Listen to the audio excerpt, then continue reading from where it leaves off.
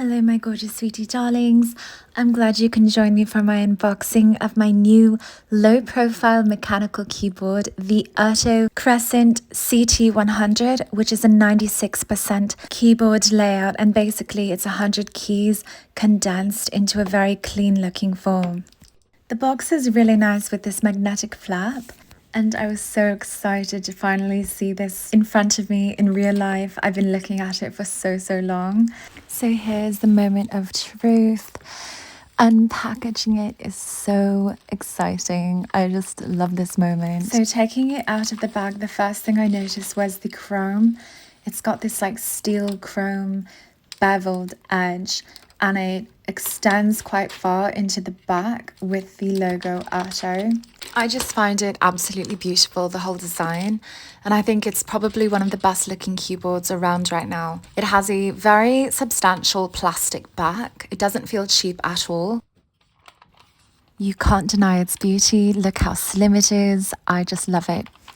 So there has been mixed reviews on the sound of these keys. These are brown switches, mind you. They're not my favorite, which is why I actually exchanged this for red switches, which is in the mail right now. But if you like brown switches, then totally go for this keyboard. But I do have to say that some people have complained that the keycaps sound kind of hollow, and the keycaps have a lot to do with the way a switch sounds.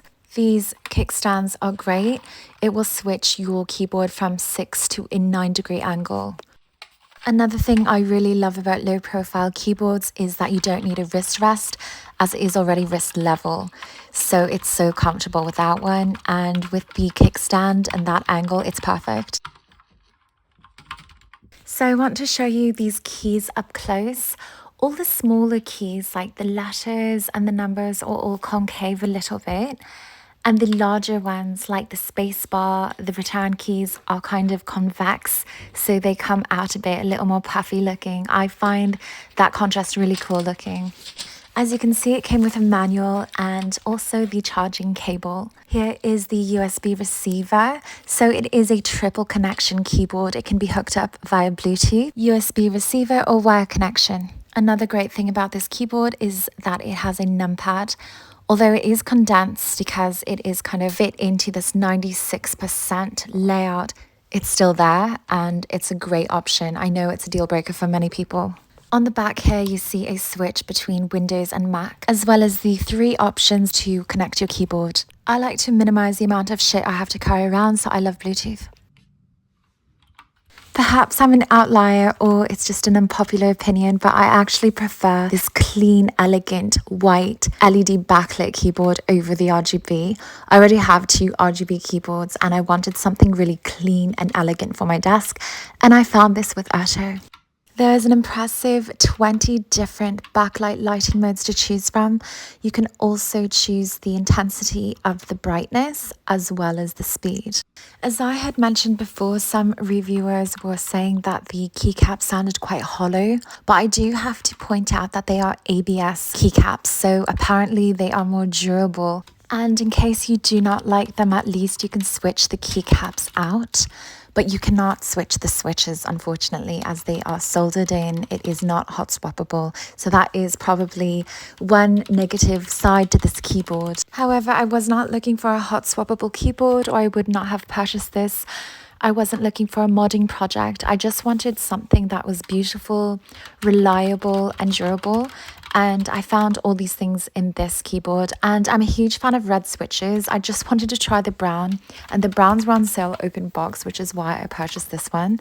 But honestly, I much prefer red, so that is why I exchanged it. My red one will be coming soon, so I will be doing a review on that as soon as it comes. I'm so excited. I find this breathing pattern really pretty, and it's probably amongst my favorite.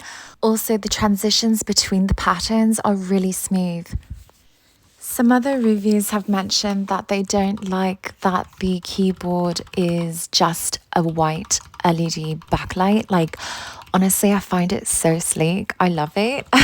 Maybe I'm just really weird, but I mean, there's so many keyboards out at RGB, and I just find it a step up. It just looks more sophisticated because it is white, and it's not too cool and it's not too warm. It's just a really pretty bright light.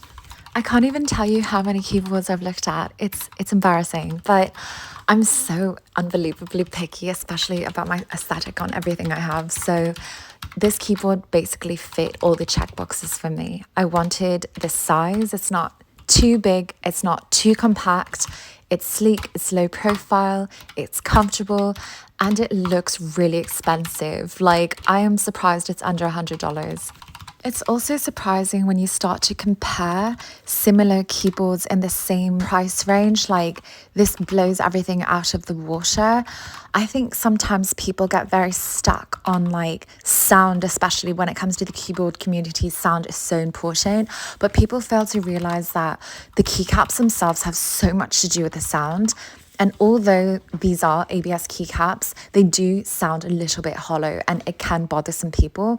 But other people have mentioned that they liked the clackiness. But I will say it's not annoying or loud. You can't compare it to like a blue switch. So even though these are brown switches, they're supposed to be quieter tactile keys. The keycaps themselves kind of emphasize the sound of them.